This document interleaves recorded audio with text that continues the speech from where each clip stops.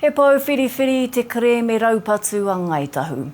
Ko ia hoki te kai whakahaere tuatahi o te runanga o Ngāi Tahu, ko Charles Crofts hoki tērā I whakaokiokitia ki tōna moengaroa I Koukourārata I tēnei rā.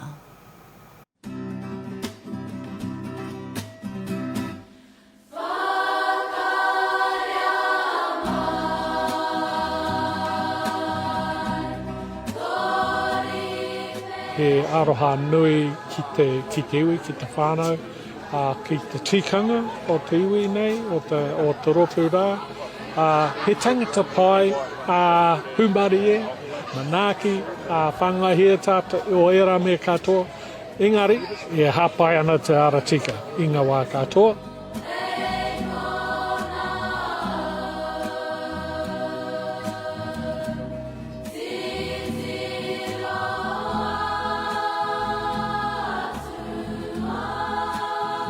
He tipu aki ai I te pā, he pā kid. I te kōrero a Charlie, pā kid.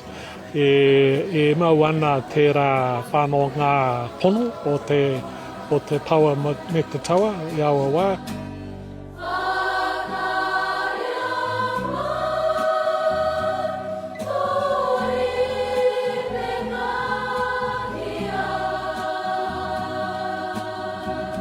Whiri ai, kōrero ai, wānanga hea, e noho tahi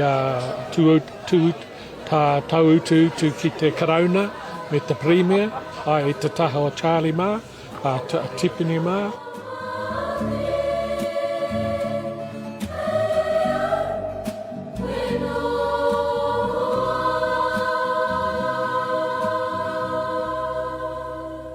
Ko tā Mark Solomon heruiwi o Ngāi Tahu, tētahi o te tini I whakaopitia atu ki te uhna o Charles Crofts I tēnei rā.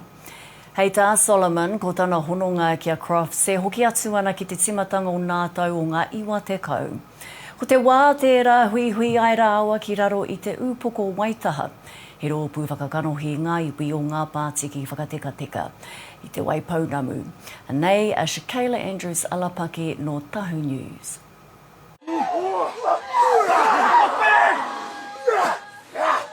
E rere ana ngā kupu poroporo āki ki tētahi rangatira no te iwi o Ngāi Tahu.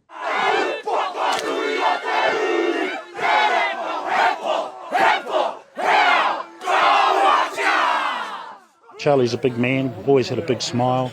He was a nice man.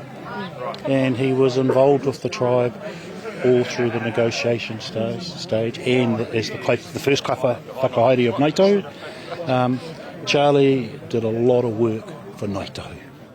I mate a Crofts o Ngāti Huikai, Ngāi Tuahuriri, Ngāti Waiwai anō hoki I o tautahi I te mane.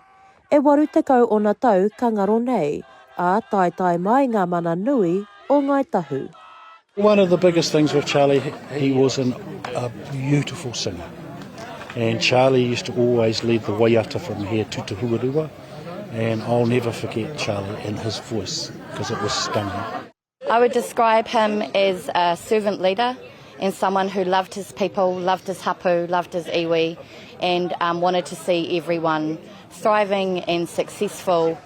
I whānau mai ai a Crofts I te marae o Tuahiwi, I Kaiapoi, I te tau 1943, a ko reira, ko Koukourārata anō hoki o ngā kāinga.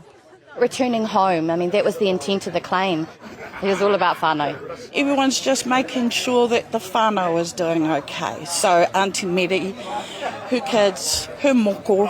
Charlie was a really humble man, a wonderful cousin, and he'll be sorely missed. I te whakatūnga o te runanga o Ngāi Tahu I te tau 1990, I kōwhiria ko ia, hei kai whakahaere tuatahi. Charlie Farley and myself, we were good mates for many years.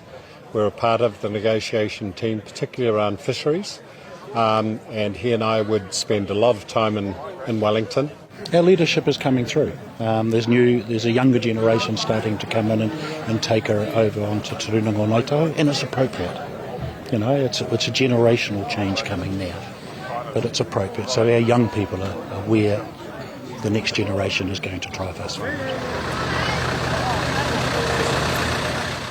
E tika ana te kōrero, hi ngā atu he te kura, ara mai he te kura. E te paua, e te rakatira, kia au tō moe.